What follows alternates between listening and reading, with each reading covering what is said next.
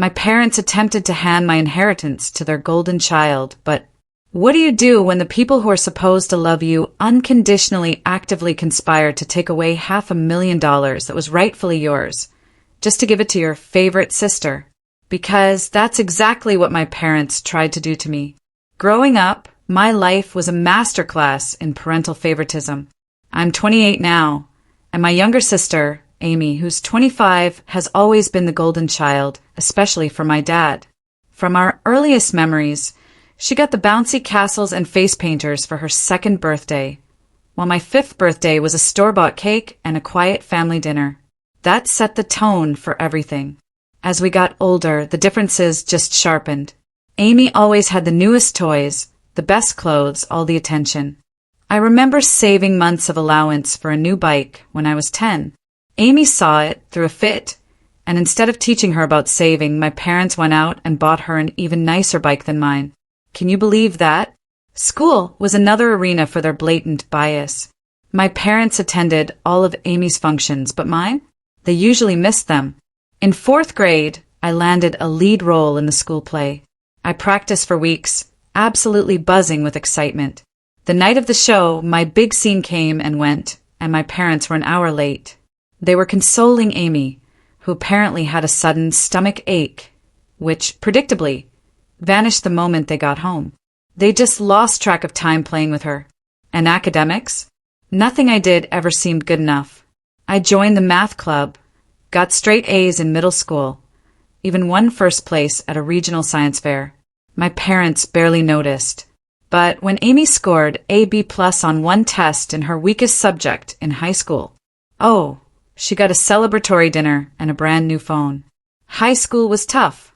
I was desperately chasing their approval, throwing myself into every activity imaginable.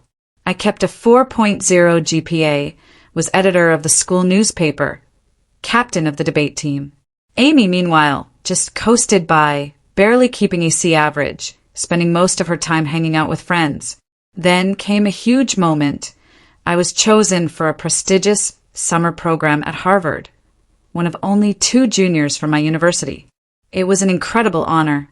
I felt so proud. I shared the news at dinner, and my dad just grumbled, changing the subject to Amy's upcoming dance performance. My mom's reaction? Oh, that's nice, before moving on just as quickly. The day I left for Harvard, my parents couldn't take me to the airport because it clashed with Amy's concert. I had to ask a friend's parents for a ride. It was agonizing. The college application process was another punch to the gut. I poured months into essays, extracurriculars, SAT prep. I got into several elite colleges with a substantial scholarship to my dream school. When I told my parents, their reaction was lukewarm at best. That's good, but don't let it go to your head. College isn't everything, my dad advised. Just remember about us when you're off becoming a big shot, my mother added, almost as a warning. But Amy? When she barely scraped through high school and decided not to go to college, my parents were suddenly so understanding. They admired her for knowing herself and defying social expectations, things they never once praised me for. They even bought her a brand new car as a graduation gift. Emotionally, this constant favoritism left deep scars. Through my teens and early 20s, I battled anxiety and depression. I started therapy in college, and that's where I slowly began to realize their actions weren't my fault. It took years to build my self-esteem and learn to validate myself without needing their approval. My immediate family didn't support me, yet I still managed to build a good life.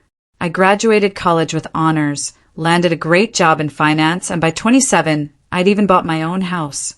I'm proud of what I've accomplished, even if my parents aren't. And that's where the real drama kicks in. My paternal grandfather passed away not long ago. He was an incredible self-made businessman and left a substantial estate. His will was clear. He divided his possessions equally among his children, my dad and his siblings, and all of his grandchildren, including me and Amy. My portion was significant, around $500,000.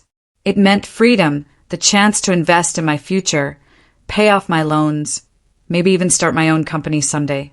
I was so happy, so incredibly grateful for this unexpected windfall. But my parents, when the will was read, they were visibly agitated. Afterwards, they pulled me aside.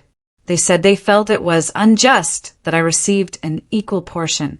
Amy, who lives in their basement and works part-time at a coffee shop, needed the money more because she was struggling. I was stunned, but I tried to keep calm. I explained that Grandpa made this decision, not me. It wasn't up to them how he chose to distribute his wealth. They insisted I should act morally and give Amy my fair share. When I refused, they absolutely erupted. They started guilt-tripping me, calling me unappreciative and selfish. My dad dredged up every single time he claimed they'd helped me, paying for my medically necessary braces, which I worked part-time to help with, buying school supplies, the bare minimum, right? Letting me live at home during college. He conveniently forgot the car they bought Amy, the endless shopping sprees, and the fact that they still support her at 25 years old. Things escalated fast. My dad, who was the will's executor, declared he would handle things himself. Alongside his own inheritance, he stated he would interpret Grandpa's intentions and give my entire portion to Amy. He actually said Grandpa would have wished this if he had known our unique situation. I was broken. This wasn't just illegal, it was a brutal reminder of how little my parents thought of me. I tried to reason with them, pointing out that Grandpa had always treated all his grandchildren equally, and he was aware of our circumstances. My mother accused me of speaking ill of the deceased for even implying Grandpa would have wanted anything other than what my dad was pushing for. I brought up memories of Grandpa actively encouraging my academic and career goals, but they brushed them off as misinterpretations. They claimed Grandpa privately voiced worry about Amy's future and wanted to make sure she was taken care of. When I asked why he hadn't just written the will that way then, they had no answer. Amy, for her part, was awkward about the whole thing, but she never criticized our parents. When I tried to talk to her alone, she just shrugged and said, "Mom and Dad know best." Clearly, she wasn't going to be any help. Feeling betrayed and deeply hurt, I turned to the only person I thought might understand. Grandpa's widow, my paternal grandma. When she heard what was happening, she became absolutely enraged. She told me my parents had no authority to alter the will and that this was exactly what Grandpa did not want. Grandma then revealed something astonishing. Years ago, my parents had actually tried to convince Grandpa to leave everything to Amy in his will. He had steadfastly refused, saying he believed all his grandchildren should be treated equally. He had even included a stipulation in his will stating that anyone challenging the equitable distribution would lose their portion entirely. Armed with this knowledge, I confronted my parents. Grandma's revelation about their earlier attempt to manipulate the will visibly rattled them. My dad tried to defend it, saying they were only looking out for Amy's future, but I could see the guilt on their faces. Grandma acted immediately. She contacted the will's other executor and an attorney. She also reached out to my dad's siblings, who shared her outrage at what he was attempting. Together, they stopped my dad's scheme and ensured the will would be carried out exactly as written. My parents were furious with me, but they were forced to back off. They argued I should have handled this in-house instead of involving others, accusing me of turning the family against them. My mother sobbed about how I had split the family and deceived them. I remember telling her, "I've never expected anything from you anyway." My dad threatened to cut me out of their will entirely if I accepted the inheritance and break off all communication. He even went so far as to say I wouldn't be welcome in their house. In a particularly cruel blow, my mother remarked that my acceptance of the money proved I never truly loved them and was just ready to profit from their passing. This whole ordeal ripped the extended family apart. A few of my cousins were incredibly supportive, understanding the long-standing favoritism and valuing me for standing up for myself. Others believed I should have just caved to maintain peace, that family harmony comes first over financial considerations. My dad's siblings were definitely on my side, but it strained their relationship with my parents. Amy, caught in the middle, confided in me that she felt bad and hadn't asked for this, but she wasn't ready to challenge our parents. She'd been trained her whole life to depend on them and seek their praise. I don't blame her completely, but a part of me desperately wished she'd just stand up for me. Just once. This entire situation brought up so much past suffering and bitterness. I found myself reliving all those times I was passed over, ignored, or discounted in favor of Amy. The missed birthday celebrations, the school functions my parents skipped, the successes that went unacknowledged. This one incident truly brought a lifetime of unfairness to a head. Despite the deep divide in the family, I held my ground. I decided to take my inheritance, just as Grandpa intended. My parents barely spoke to me. Family gatherings became incredibly awkward. Last week, I missed our monthly family meal for the first time ever. I just couldn't stomach the cold shoulders and accusing glares. Yet, amidst the turmoil, a tiny spark of empowerment ignited within me. For the first time in my life, I was confronting my parents' unfair treatment. I was declaring my value and refusing to be dismissed. It was both terrible and incredibly freeing. Though I knew I was in the right, the family drama was draining me, triggering anxiety attacks I hadn't experienced since college. I started thinking about going back to therapy. Am I the one who should have complied with my parents' expectations? I wondered, should I have just handed Amy the money to keep the peace? I was sick of being the family scapegoat, but I also feared losing my family completely. I desperately needed guidance. Update. 6 months later, it's been 6 months since I first shared my story, and a lot has happened. Thank you to everyone who offered support and guidance. It truly kept me strong. First, the legal side of things. Many of you advised me to see an attorney, and I did. He confirmed that I had every right to my inheritance and that what my dad attempted was indeed illegal. He helped me document everything and prepare for legal action if needed. Fortunately, it didn't come to that. With my grandma, my dad's siblings, and her attorney working together, matters were resolved without involving the courts. I received my full inheritance, and the will was executed exactly as intended. My dad was removed as an executor because of his attempts to manipulate the will. It was a demanding process spanning several weeks, with threats of litigation, tense meetings, and furious phone calls. But ultimately the law was unambiguous and my parents had to back off. The family fallout, however, has been significant and ongoing. Initially, my parents doubled down on their viewpoint. They accused me of being greedy and neglectful of my sister. They even tried to mobilize other family members against me, spreading ridiculous allegations that I had somehow coerced Grandpa into giving me money.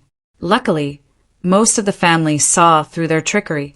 About a month after the will was settled, there was a truly unpleasant incident at a family gathering. My aunt was hosting, and my parents showed up unannounced. They caused a scene, shouting about how I had taken from Amy and turned Grandma against them. My dad started ranting about how I had ruined all these wonderful memories, and my mother, in a fit of rage, flung an old photo album squarely at my feet. It was awful, so incredibly awkward. It took several relatives to calm things down and persuade my parents to leave. Bless her heart, my grandmother turned out to be my most powerful supporter through all of this. She shared stories of how my grandfather had always been proud of my achievements and how he especially wanted to ensure all his grandchildren had equal opportunities. She even told me Grandpa had kept a scrapbook of my accomplishments, newspaper clippings of academic honors, copies of my college acceptance letters, and even the program from that university play my parents had been late for. This insight was both heartbreaking and wonderful. Grandma also volunteered to set the record straight with the wider family. She organized a family gathering, deliberately excluding my parents, and laid out the entire history of my parents' favoritism, including events I had long forgotten or never even known about. Having someone finally acknowledge the unfairness I had endured for years was incredibly vindicating, but it also reopened old wounds. And my sister, Amy? She finally found her voice. She came to me personally and apologized for not sticking up for me earlier. After some soul-searching and several long talks with our grandmother, she admitted she thought our parents' preference was improper, but she had been too terrified to confront it. We talked about our childhood and how it impacted both of us in intense and emotional detail. Amy admitted that being the favorite child wasn't as wonderful as it seemed. She never learned how to stand on her own 2 feet and felt immense pressure to live up to our parents' expectations. She told stories of times she yearned to accomplish things on her own, but our parents would swoop in and handle everything for her, effectively robbing her of the opportunity to develop and learn from her mistakes.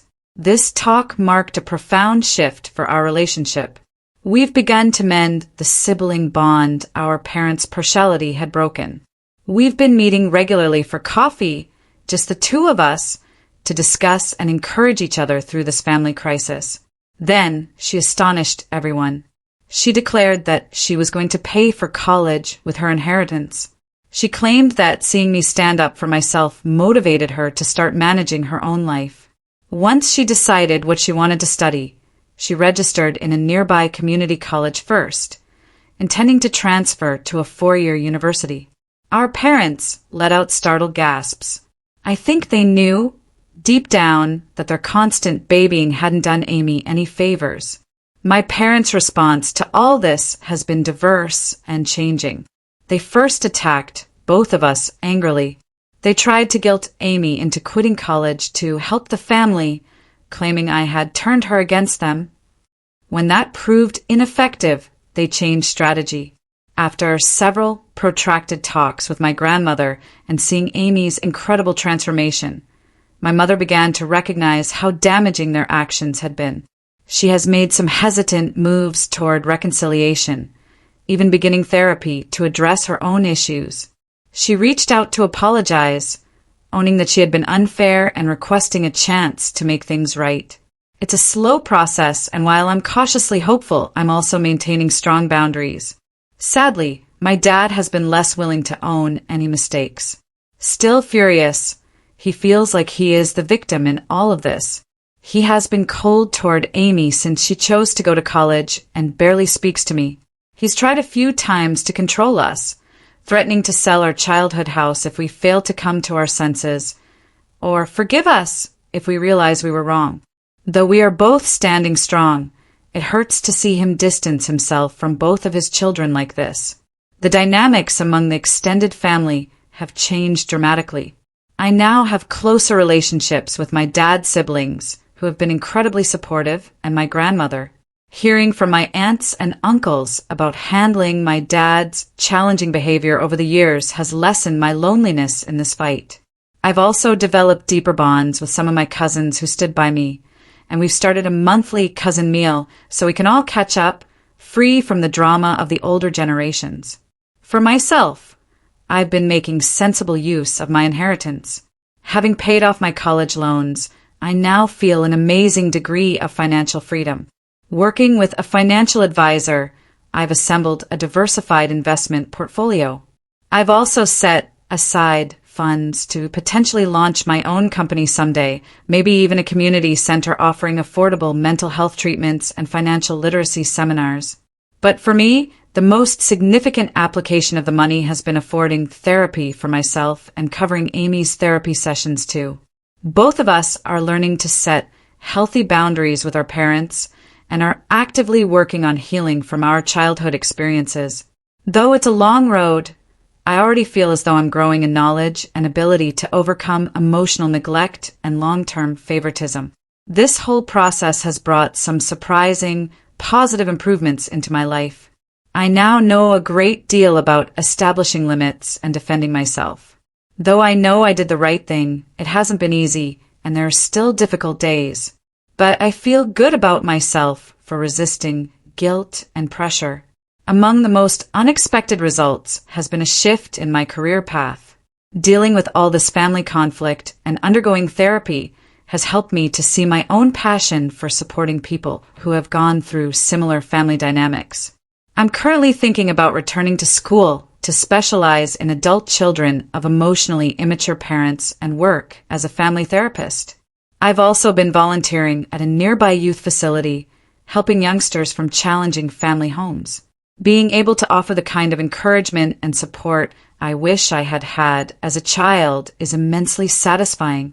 I'm even considering creating a scholarship fund for children from similar circumstances using some of my inheritance. My relationship with Amy continues to get better.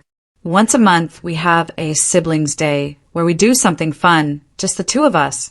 Our hiking and picnic last month was the most laid back and connected we felt since we were small children.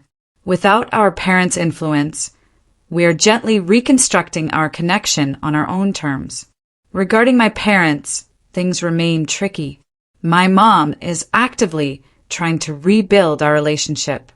She has been regularly attending therapy and has even begun to see some of the damage her favoritism caused. We've had a few one-on-one lunches where we've had honest, though challenging, talks about our past and where we go from here.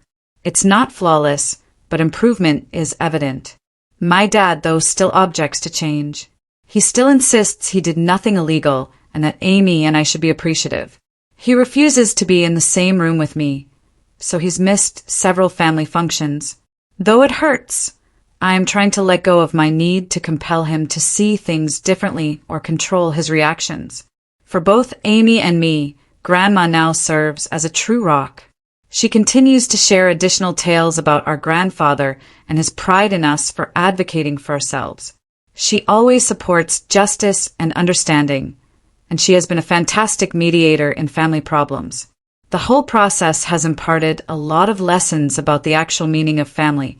I've come to see that sometimes the family you choose might be more encouraging than the one you were born into, along with developing a close-knit circle of friends who have been incredibly helpful. I've grown closer to my aunts, uncles, and cousins who stood by me. Setting limits and practicing self-care have also become more crucial to me. I'm growing better at saying no to circumstances that compromise my mental health, and I no longer feel bad about prioritizing my personal well-being. I was so preoccupied with trying to achieve my parents' favor that I had always put off exploring new interests and hobbies. To those in similar circumstances, I would advise, don't let someone make you feel bad about getting what is rightly yours. Even if it generates controversy, it's reasonable to defend yourself. Though family dynamics might be complex, you are deserving of fair treatment. Remember, it's never too late to begin developing the life you are due. See a therapist if necessary. Surround yourself with encouraging people, and don't hesitate to establish limits. Who you are personally defines your value, not how your family treats you. I want to thank each of you once more for your suggestions and encouragement. It meant more than you could have known during a truly trying period. Although the road has not been simple, I am excited about the future and feel a confidence and self-assurance I haven't experienced in years. Where this new chapter of my life will lead excites me, and I am resolved to stop the pattern of favoritism and build better relationships in my own future family. What do you think of how everything turned out? Have you ever had to stand up for yourself against family pressure?